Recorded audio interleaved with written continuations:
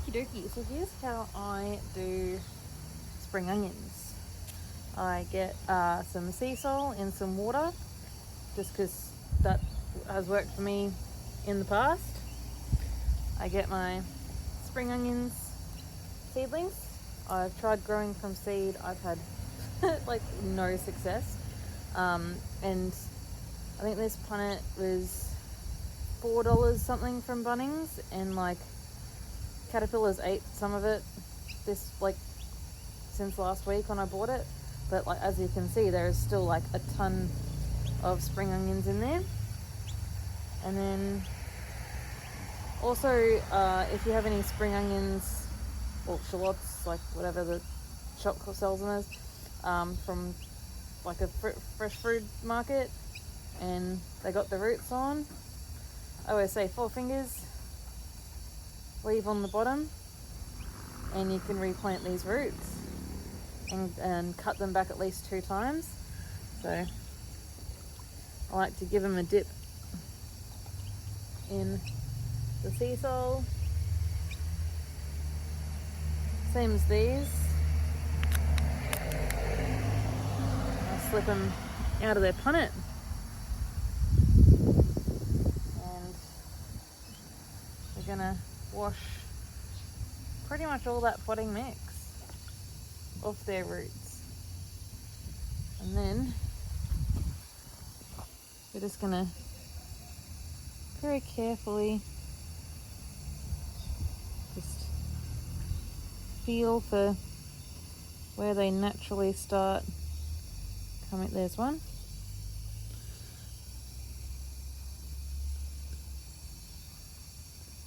There's another one. Just where they naturally start sort of coming apart nice and softly. You can see I'm trying not to apply any pressure at all. And I like to do this either first thing in the morning if it's going to be a coolish day. Oh, they're tangled. Or I like to do this of an evening, which is what I'm currently doing. This way the plants, which are suffering from enough stress by having their roots felt up, don't actually suffer too much stress with the heat and the sun as well. So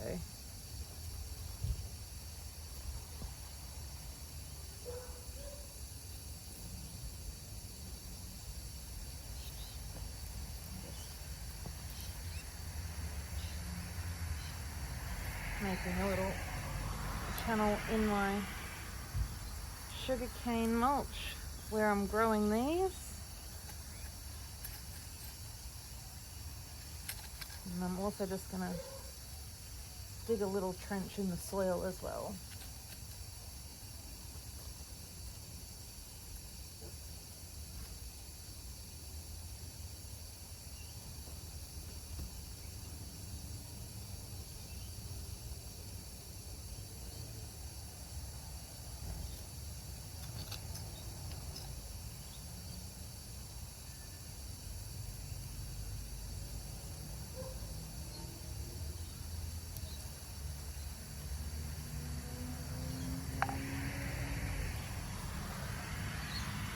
Because my soil's not like the greatest yet, because I haven't really had time to do any work on my soil, I like to sprinkle a small amount of like sea mungus or seaweed pellets, just something that's going to support the roots, that's going to be long lasting. So just a little bit long lasting, support the roots. And then just going to pat the soil over that way the roots are not directly in contact with those pellets.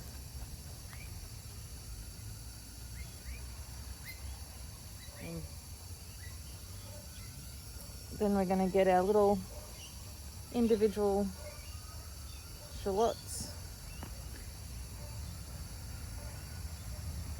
And I like to put them in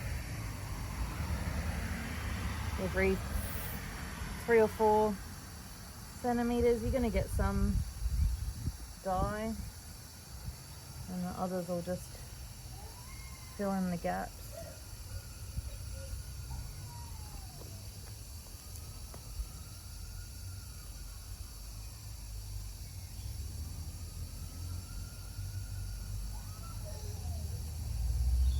With these ones, just the same.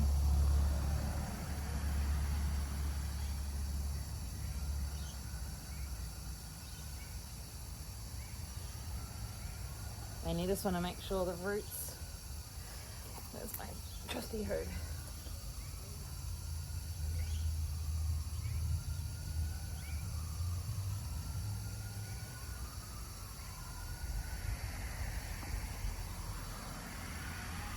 The roots get covered with that soil.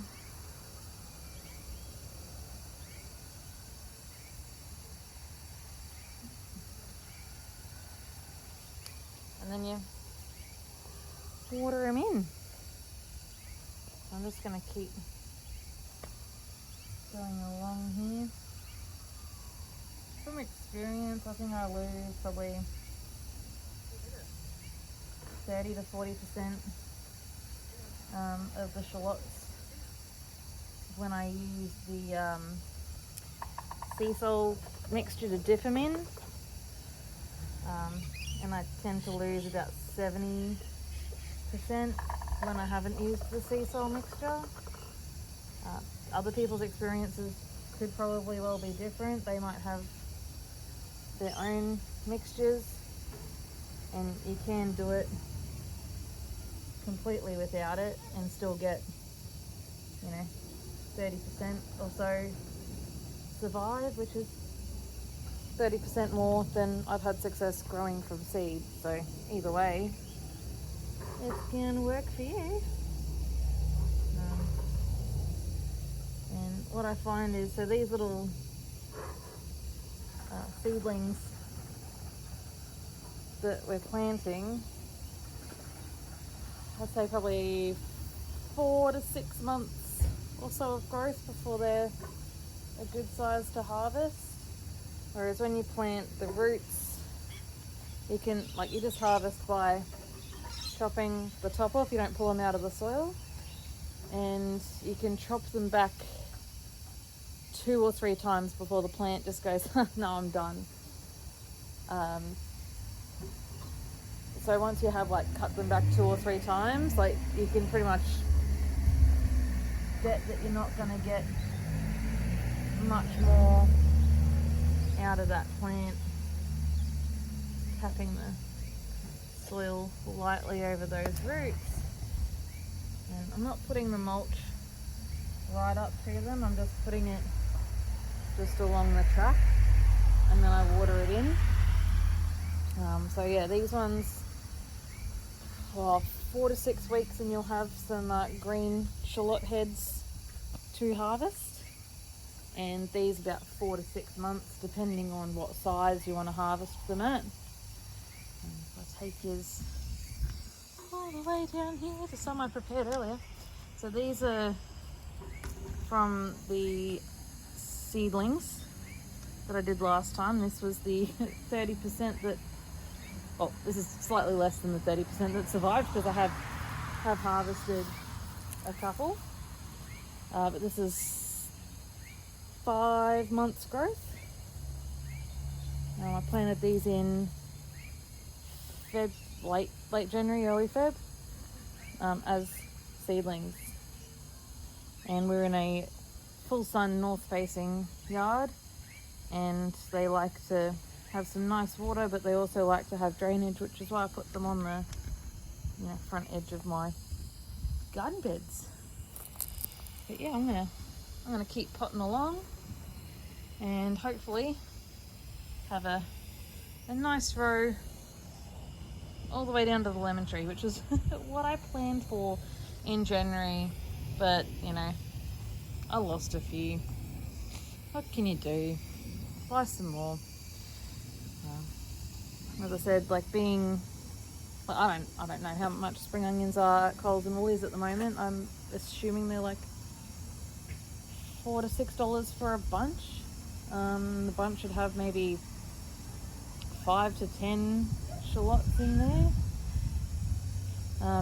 This punnet was about the same amount as a bunch of shallots from the shops. And as you can see, like what have I got? 2, 4, 6, 8, 10, 12, 14, 16, 20. I got 20 out of just the one little zone. And if I say lose half, that's 10. So there's a bunch of shallots from Woolies that would have cost you $5. And it's not even $5 out of the seedling tray. And it took me, I say 5 minutes of time, and a couple of cents worth of fertilizer if you have it. You don't have to use it. You can use worm castings as well to fertilize, which is my eventual plan, is to have everything in the garden self-sufficient. But at the moment, this is what I can work with. Hope that helps you start on your spring onion journey. I will be watering these twice a day with the hose, just a light sprinkle. Don't want to drown them, but you do want them to have some good water up to the roots, just so that they can cope with any heat stress. And I've chosen today to do it because I was going to do it earlier in the week, but we had those really cold nights, and I didn't want to have to come out here and Nancy them and put lace curtains over them and stuff. I try and keep things as minimal as possible, and as efficient as possible, because I don't have the energy to muck around in the garden.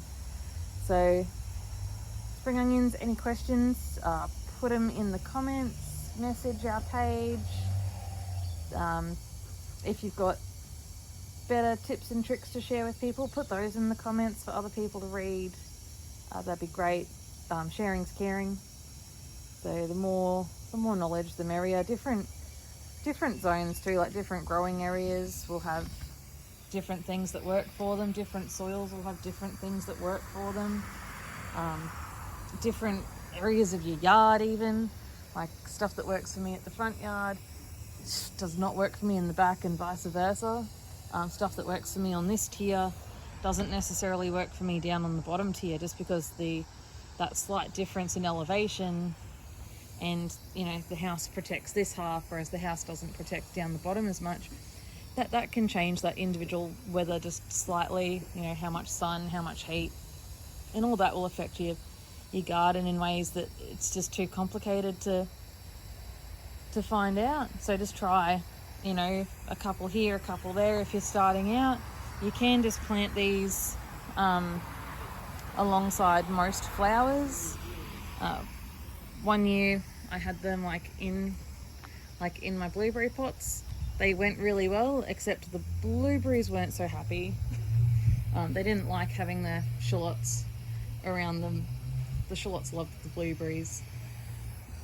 You can plant shallots basically next to anything. They're one of those companion plants that you can put next to pretty much anything, I think, except broad beans, from memory, but I'll have to look that up. But yeah, any questions? If you like the video, give it a like if you remember to. Sometimes I don't even remember to like videos that I've liked. Then I get annoyed that I can't find them in my liked video section. Then I have to troll Facebook and TikTok to find the video that I wanted to share with my husband. So liking it is sometimes a good thing for yourself. But I'm gonna sign off now so I can finish doing the rest of this garden. Hope you enjoyed. Bye bye.